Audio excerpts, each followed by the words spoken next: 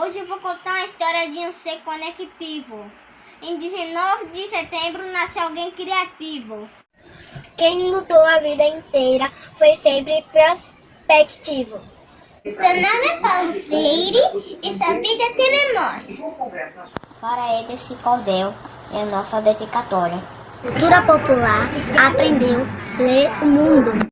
Sua obra promoveu o mergulho mais profundo. Ensinar E aprender. É um trabalho fecundo. A sua pedagogia é cheia de amor. Um ato de coragem e de politicidade. Um golpe militar esteve preso e exilado. Porque ele é a educação de um povo explorado. Seu Brasil não esqueceu. Projétil não desistiu.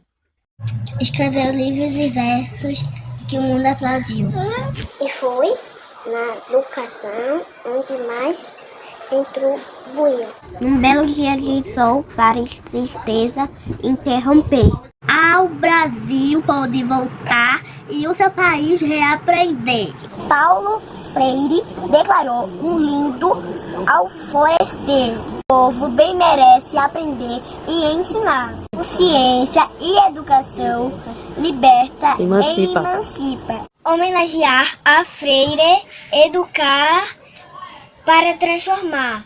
O legado nos ensina que cabe a todos nós.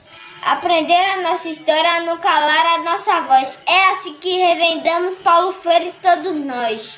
Nossa, crianças, ficou lindo! Será que Paulo Freire gostou? Gostei demais. Esses meninos da Escola Santo Antônio são top. Parabéns!